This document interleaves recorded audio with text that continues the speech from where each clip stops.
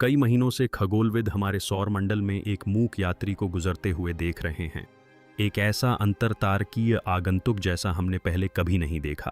3i Atlas के नाम से जाना जाने वाला यह पिंड आकाशगंगा की सीमाओं से परे अंतरिक्ष की ठंडी और अनंत खाई को पार करते हुए आया था।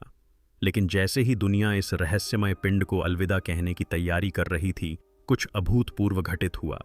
जैसे ही 3i एटलस सूर्य के सबसे करीब पहुंचा, दुनिया भर की दूरबीनों ने एक ऐसी विचित्र घटना दर्ज की कि सबसे संशयवादी वैज्ञानिक भी अवाक रह गए। इसका प्रकाश बदल गया, इसकी संरचना में परिवर्तन आया और फिर इसने कुछ ऐसा किया जो किसी भी प्राकृतिक वस्तु को पहले कभी करते नहीं देखा गया। आज रात हम जेम्स वेब हबल और ज़मीनी वेधशालाओं द्वारा देखे गए इस अद्भुत दृश्य का विश्लेषण करेंगे और यह भी जानेंगे कि हार्वर्ड के सबसे प्रसिद्ध खगोल भौतिकविदों में से एक एवी लोए स्वयं क्यों कहते हैं कि यह अनोखी घटना आधुनिक खगोल विज्ञान में सबसे महत्वपूर्ण खोज साबित हो सकती है। सब कुछ तब शुरू हुआ जब स्पेन की 2 मीटर की जुड़वां दूरबीन ने 3 एटलस धूमकेतु की 159 तस्वीरें खींचीं जब वह सूर्य के साथ युति के करीब आ रहा था, यानी पृथ्वी से देखने पर सूर्य के पीछे से गुजर रहा था। उन तस्वीरों में जो दिखा वह अविश्वसनीय था। पदार्थ की एक पतली धारा सीधे सूर्य की ओर जा रही थी। हमने आज तक जितने भी धूमकेतुओं का अध्ययन किया है, वे धूल और गैस छोड़ते हैं जिन्हें सौर पवन तारे से दूर धकेल देती है, जिससे एक पूंछ बनती है जो हमेशा बाहर की ओर इशारा करती है। लेकिन यह पूंछ उल्टी थी, मानो सूर्य के प्रभाव में आने के बजाय उसे अस्वीकार कर रही हो। इस खोज की पुष्टि हबल स्पेस टेलीस्कोप और हवाई की के वेधशाला दोनों ने तुरंत कर दी, जिसमें सूर्य की ओर फैलती हुई एक हल्की चमक का पता चला, न कि उससे दूर जाती हुई। किसी धूमकेतु के लिए यह व्यवहार भौतिक रूप से बेतुका है, जैसे हवा के विपरीत दिशा में धुआं बहता हुआ देखना। इस विसंगति ने केवल अपेक्षाओं को ही चुनौती नहीं दी, इसने सौर भौतिकी के नियमों को चुनौती दी।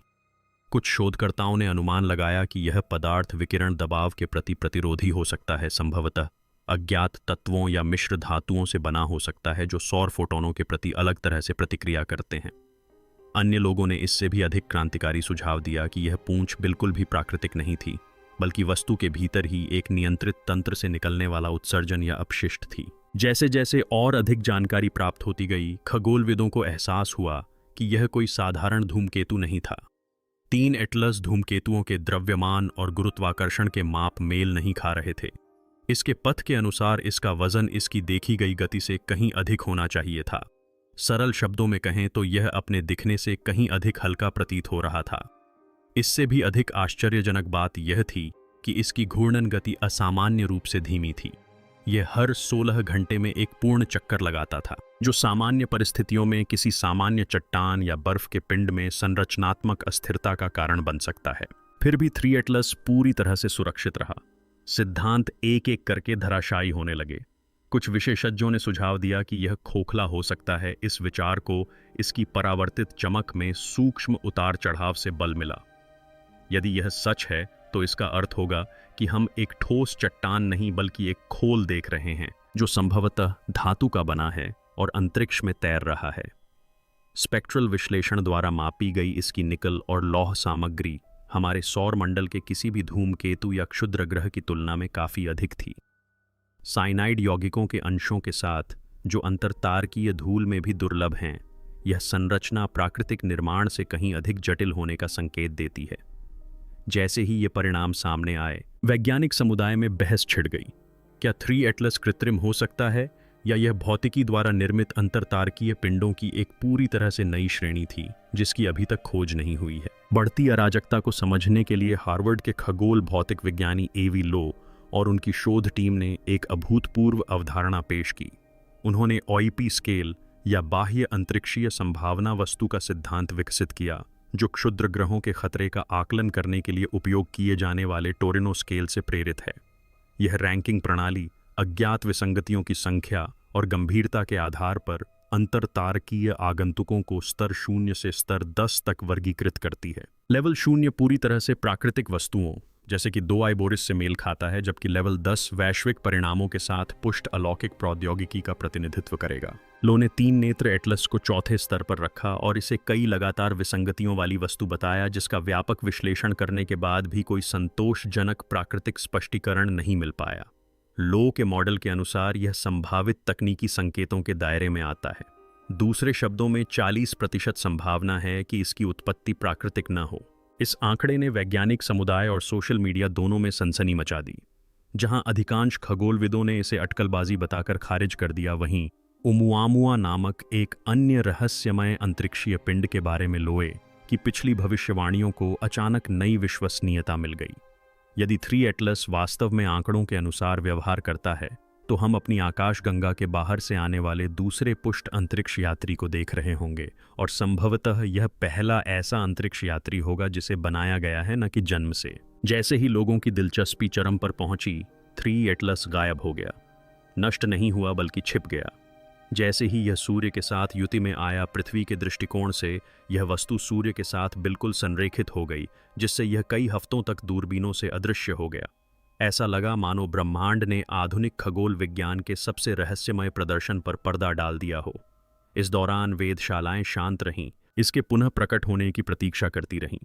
नासा की फंडिंग में देरी और यूरोपीय अंतरिक्ष एजेंसी के डेटा प्रतिबंध ने जनता को अटकलों के अलावा कुछ भी नहीं दिया। इस बीच सिमुलेशन से पता चला है कि सूर्य के पीछे से निकलने के बाद 3i एटलस सीधे बृहस्पति के कक्षीय पथ की ओर बढ़ेगा। यह एक विचित्र संयोग है जिसने खगोलविदों को उत्साहित और चिंतित दोनों कर दिया है। अनुमानित प्रक्षेप पथ से कोई टक्कर नहीं होगी, लेकिन यह वस्तु को कई जांच यानों के बेहद करीब ले आएगा, जिनमें ESA का JUIC मिशन और नासा का यूरोपा क्लिपर शामिल हैं, जो दोनों ही इसकी आयन पूंछ से गुजर सकते हैं। यदि ऐसा होता है तो हम अंततः इसके रहस्यमय पदार्थ के सीधे नमूने एकत्र कर सकते हैं या कुछ और भी विचित्र खोज सकते हैं। कुछ वैज्ञानिकों का मानना है कि इस चरण के दौरान विपरीत सहसंबंधित जेट फिर से सक्रिय हो सकता है, जिससे ऐसे विद्युत चुंबकीय संकेत उत्पन्न होंगे जो हमने पहले कभी नहीं देखे हैं। अन्य लोग इसके विपरीत आशंका जताते हैं। एक बार सूर्य के पीछे पहुंचने पर 3e एटलस अपना मार्ग पूरी तरह बदल सकता है। यदि ऐसा होता है तो यह केवल भौतिकी के सिद्धांतों को ही नहीं बदलेगा, बल्कि पृथ्वी से परे की बुद्धिमत्ता के बारे में हमारी मान्यताओं को भी पुनर्परिभाषित करेगा। लगभग 6 सप्ताह की चुप्पी के बाद वह क्षण आखिरकार आ गया, जिसका दुनिया को बेसब्री से इंतजार था। जैसे ही 3 एटलस सूर्य के पीछे से निकला, पृथ्वी, चंद्रमा और उसकी कक्षा में मौजूद दर्जनों दूरबीनों ने महीनों पहले अनुमानित निर्देशांकों की ओर अपना ध्यान केंद्रित किया। लेकिन उन्होंने जो देखा वह किसी की भी उम्मीदों से परे था। अधिकांश धूमकेतुओं की तरह सूर्य के पेरिहेलियन के बाद फीके पड़ने के बजाय 3 एटलस पहले से कहीं अधिक चमकीला था, बहुत अधिक चमकीला। वास्तव में इसकी एल्बिडो प्रकाश परावर्तित करने की क्षमता लगभग 400% बढ़ गई थी। इसका आभासी परिमाण सभी मॉडलों से कहीं अधिक बढ़ गया था, जिसका अर्थ है कि यह किसी प्रकार अपनी सतह के क्षेत्रफल की तुलना में कहीं अधिक सूर्य प्रकाश को परावर्तित कर रहा था। इंफ्रारेड रीडिंग से पता चला कि इसका तापमान बढ़ा नहीं था। सूर्य से दूर जाते हुए भी यह स्थिर रहा। इसके अंदर कुछ ऐसा था जो इसकी गर्मी को नियंत्रित कर रहा था। ऊर्जा का उत्सर्जन और अवशोषण पूरी तरह संतुलित चक्रों में कर रहा था। फिर आया सबसे अजीब हिस्सा। सूर्य की ओर निर्देशित विपरीत दिशा में जाने वाली जेट किरण अब गायब हो चुकी थी। उसके स्थान पर धुंधली पराबैंगनी विकिरण की एक पतली स्पंदित किरण गहरे अंतरिक्ष में अगल बगल फैली हुई थी, जो ब्रह्मांडीय धड़कन की तरह स्थिर और लयबद्ध थी। प्रेक्षकों को यह जानबूझकर की गई प्रतीत होती थी। नियंत्रण में दुनिया भर की वेधशालाओं ने हर स्पंदन को रिकॉर्ड करना शुरू कर दिया। यह पैटर्न यादृच्छिक नहीं था। यह ठीक 247 सेकंड में दोहराया जाता था, मानो वस्तु ने कुछ प्रसारित करना शुरू कर दिया हो। कुछ ही दिनों के भीतर यूरोपियन सदर्न ऑब्जर्वेटरी और MIT के डेटा वैज्ञानिकों ने पराबैंगनी किरणों को डिकोड करना शुरू कर दिया। शुरू में तो वे अर्थहीन लग रहे थे। विकिरण की एक पुनरावृत्ति जो 2 तीव्रताओं के बीच घटती बढ़ती रहती थी। लेकिन आवृत्ति संपीड़न एल्गोरिदम से छानने के बाद विश्लेषकों में से एक ने एक उल्लेखनीय पैटर्न देखा। ये स्पंदन अभाज्य संख्याओं के अनुरूप थे। सेटी अनुसंधान में अक्सर सार्वभौमिक हस्ताक्षर को एक बुद्धिमान सभ्यता द्वारा संचार स्थापित करने के सबसे सरल तरीके के रूप में सुझाया जाता है। पहले 2, फिर 3, फिर 5, फिर 7, फिर 11। यह क्रम रीसेट होने से पहले घंटों तक चलता रहा। विकिरण में उतार चढ़ाव से प्राकृतिक रूप से उत्पन्न होने वाली अभाज्य अनुक्रम की संभावना खगोलीय रूप से बहुत कम, लगभग शून्य है। फिर भी 3 एटलस खगोलीय पिंड इसे सटीक रूप से उत्सर्जित कर रहे थे। इस खुलासे ने वैश्विक वैज्ञानिक समुदाय को विभाजित कर दिया। नासा ने सावधानी बरतने की सलाह दी और इसे घूर्णीय गतिकी के कारण एक संयोगवश होने वाला परिवर्तन बताया। एलो और उनकी हार्वर्ड टीम इससे असहमत थी। उन्होंने सार्वजनिक रूप से कहा कि यह अब कोई खगोलीय घटना नहीं रही, बल्कि एक संदेश था। जल्द ही जापान से लेकर चिली तक की छोटी वेधशालाओं ने स्वतंत्र रूप से आंकड़ों की पुष्टि की। 3 आई एटलस, चाहे जो भी हो, वह न तो मलबे की तरह व्यवहार कर रहा था और न ही किसी निष्क्रिय पिंड की तरह। वो एक प्रणाली, एक मशीन की तरह व्यवहार कर रहा था जो सौर अंतःक्रिया के जवाब में एक कोडित प्रोटोकॉल को निष्पादित कर रही थी, और उसने अभी अभी पुनः संचार शुरू किया था। आगे की जांच के लिए जेम्स वेब स्पेस टेलीस्कोप को 3 आई एटलस की ओर पुनः निर्देशित किया गया और इसके उपकरणों को हाइपरस्पेक्ट्रल इमेजिंग के लिए कैलिब्रेट किया गया। इसने जो कुछ भी कैप्चर किया, उसने हर वैज्ञानिक संस्थान में हलचल मचा दी। वस्तु की परावर्तक सतह के नीचे वेब ने एक ज्यामितीय संरचना का पता लगाया, एक जाली जैसी संरचना जो इसकी पपड़ी के नीचे चल रही थी, जो इसकी घूर्णन धुरी के साथ संरेखित दोहराई जाने वाली षटकोणीय प्लेटों से बनी थी। यह न तो यादृच्छिक थी, न ही खंडित, न ही प्राकृतिक। प्रत्येक प्लेट का माप बिल्कुल एक समान था, जो गणितीय रूप से सटीक अंतरालों में प्रकाश को परावर्तित करता था। वेब के विश्लेषण से पता चला कि यह संरचना एक उच्च चालकता वाले निकल टाइटेनियम मिश्र धातु से बनी थी, जिसकी परमाणु शुद्धता प्रकृति में पाई जाने वाली किसी भी वस्तु से कहीं अधिक थी। सरल शब्दों में कहें तो 3-2 एटलस न केवल असामान्य था, बल्कि इसे विशेष रूप से निर्मित किया गया था। इस खोज की पुष्टि JWST के NISP-EC उपकरण से प्राप्त स्पेक्ट्रोस्कोपिक डेटा द्वारा चुपचाप की गई, जिसने नियंत्रित ध्रुवीकरण परिवर्तनों को प्रकट किया, मानो वस्तु की बाहरी परत चकाचौंध को कम करने के लिए वास्तविक समय में स्वयं को समायोजित कर रही हो। यह कोई साधारण पत्थर नहीं था। यह कुछ ऐसा था जो छिपने, अनुकूलन करने और अंतरतारकीय यात्रा में जीवित रहने के लिए बनाया गया था। लेकिन अगर यह सचमुच एक कृत्रिम अंतरिक्ष यान था, तो दुनिया भर के वैज्ञानिकों को परेशान करने वाला सवाल सीधा सा था। पायलट कहाँ था? इसके पुनः प्रकट होने की रात कुछ अभूतपूर्व घटित हुआ। बिना किसी चेतावनी के लयबद्ध पराबैंगनी किरणें बंद हो गईं।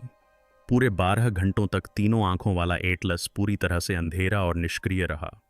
फिर ठीक 217 UTC पर वस्तु ने अपने वेग सदिश में अचानक एक मापने योग्य परिवर्तन किया। यह विकिरण या गुरुत्वाकर्षण खिंचाव से विक्षेपण नहीं था, यह पथ परिवर्तन था। इसका प्रक्षेप पथ 0.09 डिग्री से बदल गया, एक छोटा सा कोण, फिर भी इतना छोटा कोण जो कोई भी प्राकृतिक पिंड बाहरी प्रणोदन के बिना प्राप्त नहीं कर सकता। इस क्रियाविधि ने इसे बृहस्पति की कक्षा से दूर और बाहरी सौर मंडल की ओर एक नए पथ पर स्थापित कर दिया, जिससे यह 14 मीटर प्रति सेकंड की घात 2 की दर से त्वरित हुआ, जो किसी भी जात धूमकेतु के उत्सर्जन की क्षमता से कहीं अधिक है। वेधशालाओं ने पूर्वानुमानों की पुनर्गणना करने में जुट गईं। नया मार्ग इसे हमारे सौर मंडल और अंतरतारकीय अंतरिक्ष के बीच की सीमा हेलोपॉज की ओर ले जाएगा, लेकिन यह मार्ग यादृच्छिक नहीं होगा कि भी इसका निकास पथ लगभग पूरी तरह से इसके मूल आगमन पथ के निर्देशांकों से मेल खाता था, मानो यह घर लौट रहा हो और फिर एक बार फिर गहरे अंतरिक्ष में विलीन हो गया। 3 एटलस ने एक अंतिम पराबैंगनी किरण उत्सर्जित की। इस बार यह कोई अनुक्रम नहीं था, यह एक एकल निरंतर किरण थी जो ठीक 13 मिनट और 37 सेकंड तक चली, जो रिकॉर्ड करने, विश्लेषण करने और संग्रहित करने के लिए पर्याप्त थी। इसके स्पेक्ट्रम में कुछ ऐसा था जिसने सब कुछ बदल दिया, एक धुंधला गूढ़ संकेत जो संरचित बाइनरी सूचना जैसा दिखता था। इतिहास में पहली बार एक अंतरतारकीय वस्तु ने न केवल हमारे सौर मंडल का दौरा किया, बल्कि उसने हमसे संवाद भी किया। कई दिनों तक दुनिया भर के वैज्ञानिकों ने 3 एटलस से प्राप्त अंतिम पराबैंगनी तरंग दैर्ध्य का विश्लेषण किया।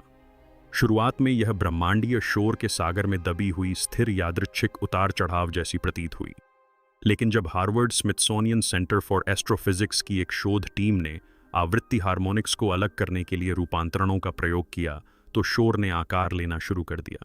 यह यादृच्छिक नहीं था।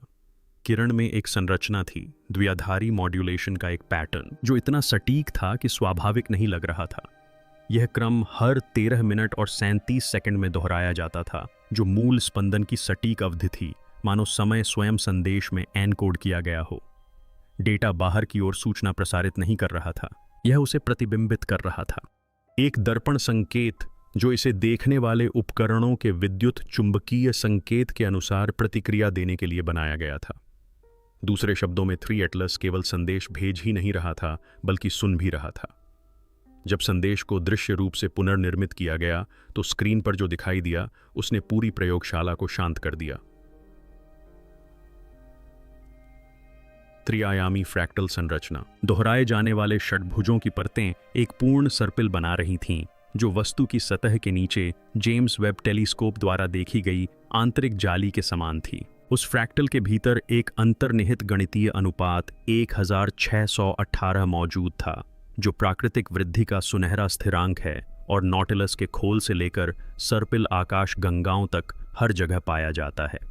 जीव विज्ञानियों को यह कोशिकीय प्रतिकृति का एक पैटर्न लगा, भौतिकविदों को यह गुरुत्वाकर्षण समरूपता का एक समीकरण लगा, कुछ लोगों को यह एक हस्ताक्षर जैसा लगा। ब्रह्मांड की अपनी लिखावट ज्यामिति में कोडित अब तारों के पार से हमें वापस लिखी जा रही थी। सरकारों ने डेटा को दबाने की कोशिश की, लेकिन संकेत पहले ही सार्वजनिक हो चुका था। स्वतंत्र वेधशालाओं ने सत्यापित किया कि सौर पवन की कई आवृत्तियों में एक ही स्पंदन की मंद प्रतिध्वनियों का पता लगाया गया था, मानो संचरण स्वयं अंतरिक्ष में प्रतिध्वनित हुआ हो और हमारे हेलियोस्फीयर के ताने बाने पर अपनी छाप छोड़ी हो। जब भी वैज्ञानिकों ने डेटा को दोबारा चलाने की कोशिश की, संरचना में थोड़ा सा बदलाव आया, मानो वह विकसित हो रही हो, अनुकूलन कर रही हो, मानवीय हस्तक्षेप पर प्रतिक्रिया दे रही हो।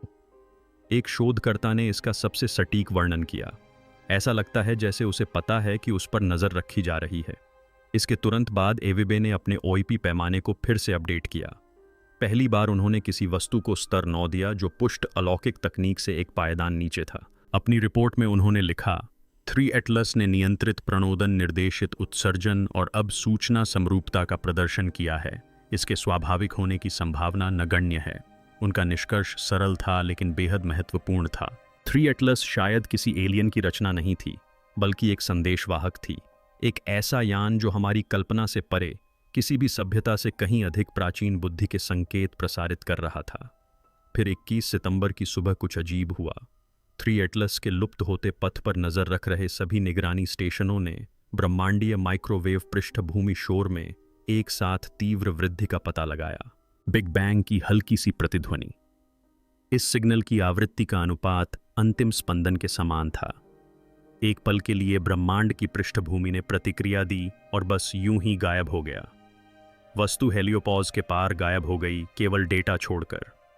एक ऐसा कोड जिसे अभी तक कोई समझ नहीं पाया है, लेकिन सभी वैज्ञानिक इस बात से सहमत हैं कि यह जानबूझकर किया गया था। 3 एटलस ने सिर्फ हमारे सौरमंडल का दौरा ही नहीं किया, इसने एक छाप छोड़ी है, एक सबूत कि ब्रह्मांड मौन नहीं है, बुद्धि सिर्फ हमारी नहीं है, और तारे शायद हमारी कल्पना से कहीं अधिक जीवंत हैं। जैसा कि एक खगोल शास्त्री ने अपनी रिपोर्ट की अंतिम पंक्ति में लिखा, शायद हमें इसे कभी खोजना ही नहीं था, शायद इसने हमें खोज लिया। तो अगर इस कहानी ने आपको यह सोचने पर मजबूर कर दिया है कि वास्तव में अंतरिक्ष में क्या है, तो नजरें मत फेरिए, इस चैनल को सब्सक्राइब करें। हम उन सच्चाइयों को उजागर करते हैं जो अंतरिक्ष एजेंसियां आपको नहीं बताती। नोटिफिकेशन चालू करें, क्योंकि जब 3II एटलस अपना अगला सिग्नल भेजेगा तो आप उसे सबसे पहले सुनने के लिए यहां मौजूद रहना चाहेंगे।